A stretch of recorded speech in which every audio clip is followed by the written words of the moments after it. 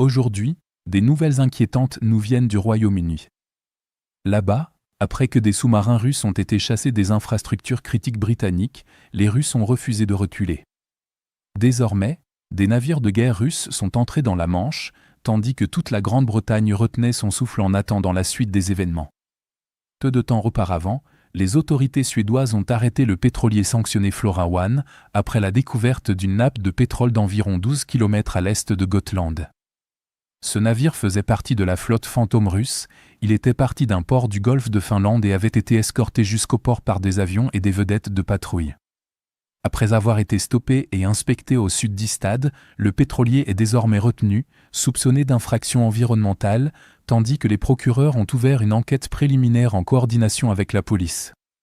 Dans un autre incident, la Suède a également arrêté le cargo Yuan en mer Baltique près d'Ystad, après que des avions de surveillance l'ont observé en train de rejeter des déchets de charbon. Le navire faisait route de l'UST Luga russe vers Las Palmas et battait pavillon panaméen. Parallèlement, les États-Unis ont levé les sanctions sur 3 navires liés à la Russie.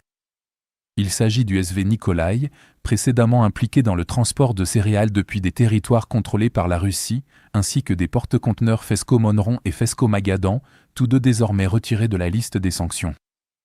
Afin de passer à des mesures d'application plus fermes, les unités navales et les forces de l'ordre britanniques ont également indiqué leur volonté d'intercepter les pétroliers et navires de guerre russes sanctionnés de la flotte fantôme s'ils entraient dans les eaux britanniques.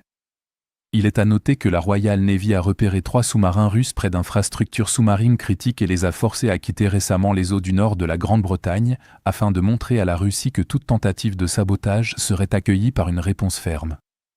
Pour répondre aux saisies, à la pression juridique et à l'application stricte des sanctions, la Russie a de plus en plus recours au déploiement de sa marine pour protéger ses activités maritimes.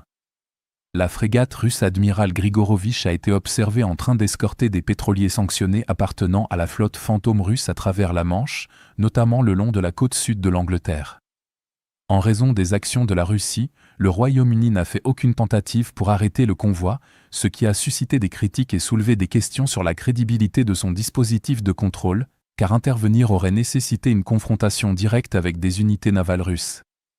Cette évolution constitue un défi direct à la volonté du Royaume-Uni d'adopter une position plus dure à l'égard des navires sanctionnés transitant dans ses eaux, le fait que le Royaume-Uni ait reculé envoyant à la Russie le signal que sa flotte peut désormais circuler librement dans les eaux britanniques si elle est accompagnée de navires de guerre, ce qui les incitera désormais à le faire plus souvent. Constatant que la stratégie d'escorter les pétroliers fonctionne, la Russie semble tester les lignes rouges occidentales, et l'effet est déjà perceptible parmi les pays les plus exposés à une éventuelle pression. En Estonie, des responsables ont exprimé leur inquiétude quant au fait que la détention de pétroliers liés à la flotte fantôme russe pourrait s'avérer trop risquée, compte tenu de la présence militaire russe accrue dans le golfe de Finlande. Les autorités avertissent que de telles actions comportent un risque réel d'escalade, même si une intervention resterait envisagée en cas de dommages aux infrastructures critiques ou de marées noires importantes.